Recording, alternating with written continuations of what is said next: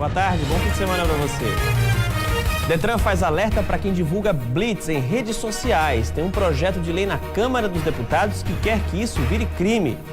CEMOB divulga projeto para requalificar a Avenida Beira Rio, que vai ter quase 8 quilômetros de ciclovia. Em Brasília, deputados paraibanos repercutem a renúncia de Eduardo Cunha. Julho Amarelo, um mês de alerta para a prevenção contra as hepatites virais. E tem as dicas de lazer para o seu fim de semana, com as estreias do cinema e muitos shows. Seja bem-vindo, eu sou Rafael Oliveira e este é o Jornal da Arapuã.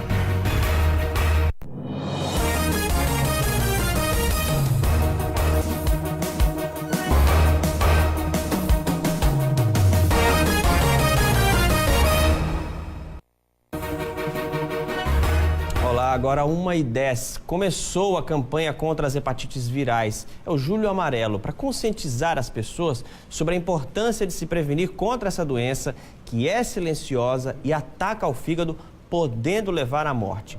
O dia D de combate à doença é no dia 28 de julho, mas essa campanha vai acontecer durante todo o mês. Aqui na Paraíba, o Hospital Clementino Fraga é referência no tratamento. Outras informações daqui a pouquinho no Rede Verdade, coladinho com o Jornal da Arapuã. A Avenida Beira Rio vai ser requalificada para ganhar uma ciclovia que vai ligar o centro ao Cabo Branco. O projeto foi apresentado hoje pela CEMOB, que garantiu que a intervenção vai ser rápida e não vai mexer com as árvores que já estão na via.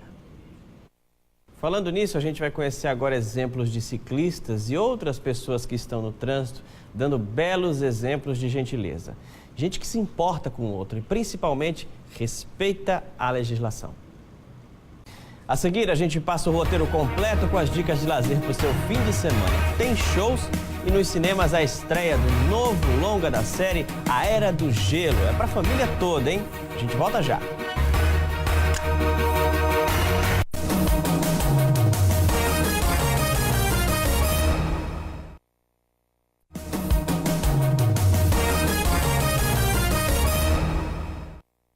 Você já chegou a ser avisado de que alguma blitz estivesse acontecendo na capital? Alguns internautas estão se mobilizando e criaram até páginas nas redes sociais para divulgar a hora, por exemplo, o local desse tipo de ação. Tem um projeto de lei que foi enviado para a Câmara dos Deputados que prevê punições para quem divulgar em redes sociais os locais e horários dessas fiscalizações. Vamos voltar a falar ao vivo agora com a repórter Thaisa Aureliano. Thaisa, o que é que diz o Detran da Paraíba sobre esse tipo de ação?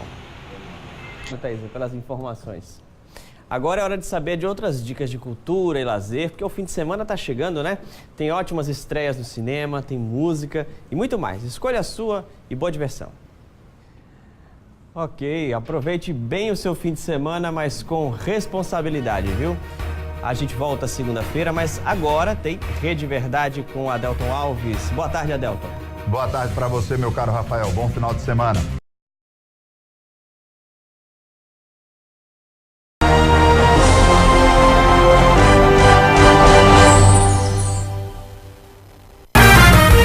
Bem-vindo 2016. A virada do ano novo foi comemorada em todos os cantos da cidade.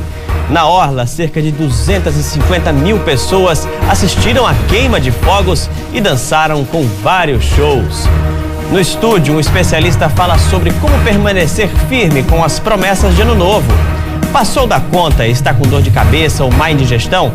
Nós temos uma receita feita para você limpar o organismo. E no quadro Boas Ideias, as cores e os objetos de decoração que podem trazer harmonia à sua casa. O Jornal da Arapuã está no ar.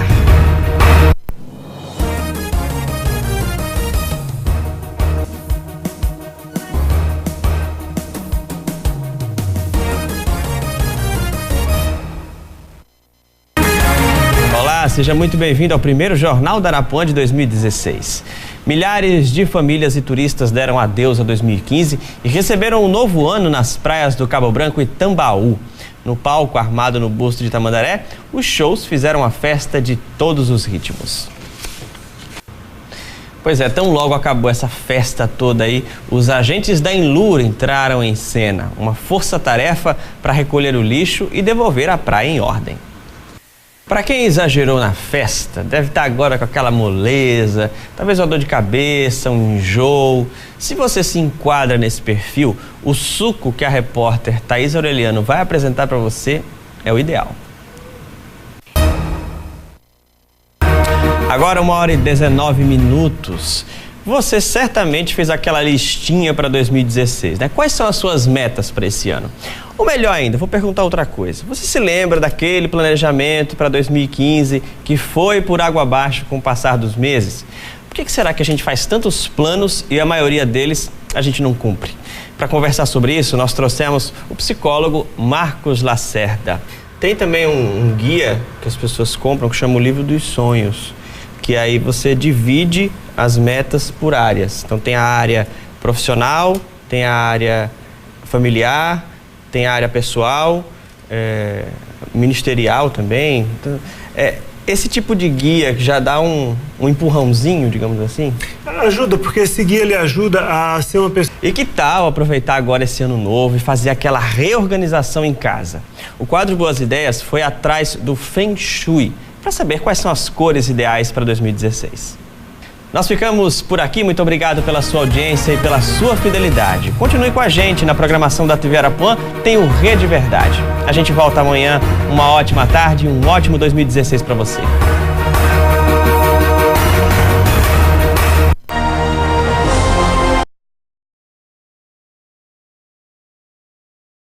Olha, médicos da Paraíba identificaram que pode ser o primeiro caso de transmissão de chikungunya de uma gestante para um feto, Amanda. O vírus é transmitido pelo mosquito Aedes aegypti, assim como o da dengue e o da zika.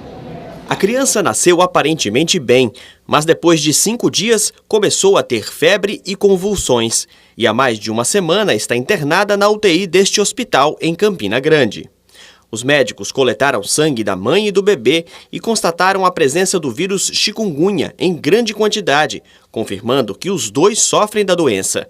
Segundo os profissionais de saúde do hospital, o caso é inédito. A literatura médica mundial só tinha até então 2 relatos deste tipo. Esse é o primeiro caso no Brasil confirmado da transmissão da chikungunya da gestante para o feto. Aqui em João Pessoa existem outros 4 casos suspeitos e em um deles o bebê morreu. Os médicos coletaram sangue das mães e dos recém-nascidos. O resultado dos exames deve sair em 30 dias. Este pediatra da maternidade está acompanhando a evolução dos pacientes e diz que a transmissão da chikungunya pela placenta pode acontecer entre 5 e 7 dias antes do nascimento. Caso a gestante ela tenha a chikungunya ou até mesmo a zika ou a dengue, na semana que vai ter o parto, até 5 dias antes, pode ocorrer uma transmissão do vírus através da placenta e o bebê, ao nascer, alguns dias, algumas horas depois de nascer, apresentar os sintomas da doença. O médico reforça que a situação é um alerta para as gestantes, para que se protejam do Aedes aegypti, transmissor do chikungunya, do zika vírus e da dengue durante toda a gravidez. Normalmente as pessoas têm aquela preocupação com a microcefalia de se proteger nos primeiros meses, depois se relaxam um pouco e não sabem que estão correndo esse risco no finalzinho da gestação e que o uso de repelentes, o combate ao mosquito, o uso de telas, a proteção, roupas compridas até o final da gestação vão dar uma proteção adicional. O Paraíba que dá certo hoje está cheio de sabor. Olha só, aqui tem doce de banana e de mamão com coco, mas são só 2 deles. São ideias da família Silva, que através da produção artesanal transformou o presente e o futuro deles de um jeito bem mais doce. O Paraíba que dá certo é com Doces Tambaba.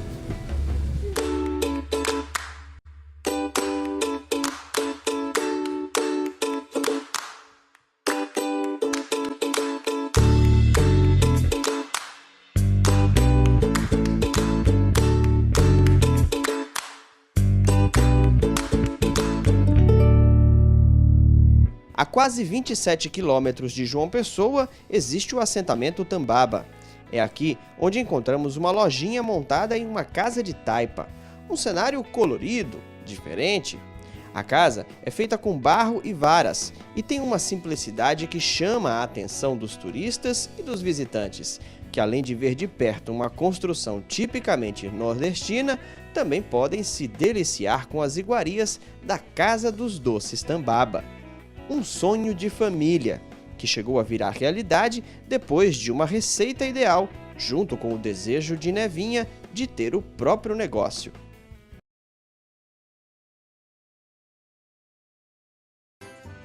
Olá, seja bem-vindo a mais um Espaço Matuto aqui pela TV Assembleia. Nos outros programas, você viu a Michele Meira e a Juliana Teixeira mostrando diversas visões da cidade de Campina Grande, a terra considerada a rainha da Borborema e o local onde acontece o maior São João do mundo. Agora é minha vez de mostrar para você a culinária, a música, a cultura desta cidade. Bom, para começar, eu estou aqui no Açude Velho, um dos cartões postais da cidade. Lugar onde jovens se encontram, pessoas que gostam de fazer exercícios ou até simplesmente dar aquela apreciada no visual. E justamente aqui foi construído o Museu dos Três Pandeiros, ou Museu de Arte Popular de Campina Grande. Quer saber o que tem lá dentro? Eu também, mas só daqui a pouco, porque agora eu vou mostrar para vocês o que tem no programa de hoje. O que tem de melhor no Salão de Artesanato da Paraíba. Os segredos de uma boa carne de sol na nata. O artigo 32 do Estatuto da Juventude obriga as empresas de transporte interestadual a disponibilizarem pelo menos 2 vagas por veículo sem custo para jovens de baixa renda. Se esses 2 lugares já estiverem sendo utilizados por este critério, outras 2 passagens devem ser vendidas por pelo menos 50% de desconto. Mas para que a lei tenha validade, os procedimentos e critérios para a concessão do benefício precisam ser regulamentados, o que ainda não aconteceu. Número 109 da Avenida Getúlio Vargas. Esse é o endereço do edifício Caricé, um dos mais antigos e tradicionais da capital paraibana. Ele foi construído na década de 70 para atender a alta sociedade daquela época. Com o conceito de habitações multifamiliares, o Caricé foi vendido como o símbolo do progresso da nova era de João Pessoa. Tem muita gente que é apaixonada pelo Caricé até hoje, tanto pela localização quanto da vista maravilhosa que se tem lá de cima.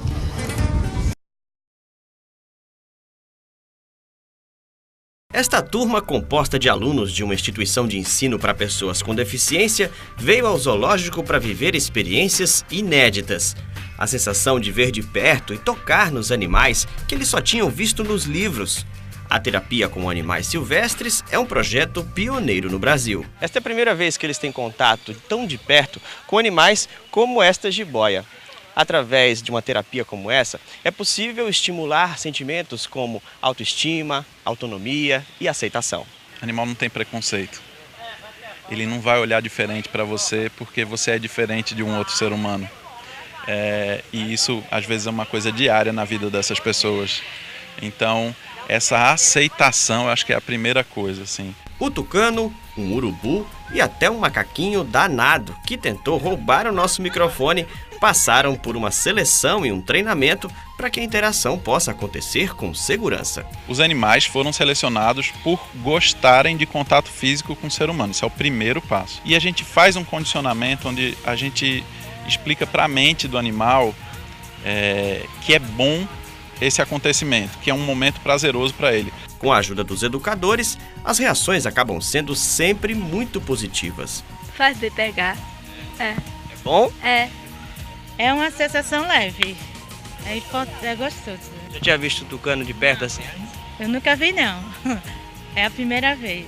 Numa experiência como esta, os animais é que acabam cuidando dos seres humanos. Aqui a gente está podendo oferecer essa emoção mais forte, né? Vai ficar para a história deles, vai ficar na memória deles, eles vão se lembrar disso.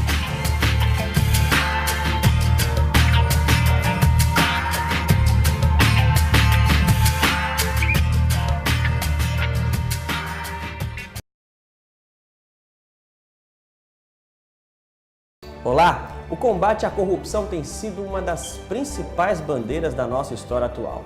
Se por um lado o pedido de honestidade e transparência vem tomando as ruas, Por outro, as pessoas ainda parecem encontrar dificuldade em superar, digamos, alguns vícios.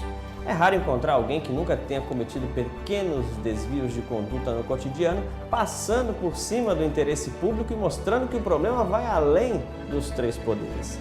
A corrupção do dia a dia está em discussão.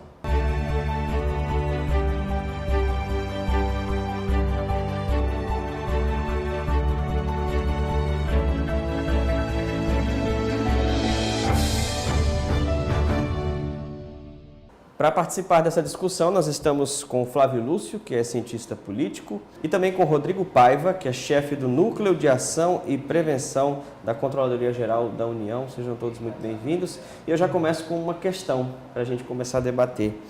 O brasileiro tem alguma tendência, digamos assim, de ser corrupto? Quando o assunto é o desarmamento, a polêmica no Brasil é grande. Tem gente que defende que o cidadão comum deve ter o direito de comprar uma arma. Outros dizem que isso pode gerar mais violência. Qual é a sua opinião sobre o assunto? O desarmamento está em discussão.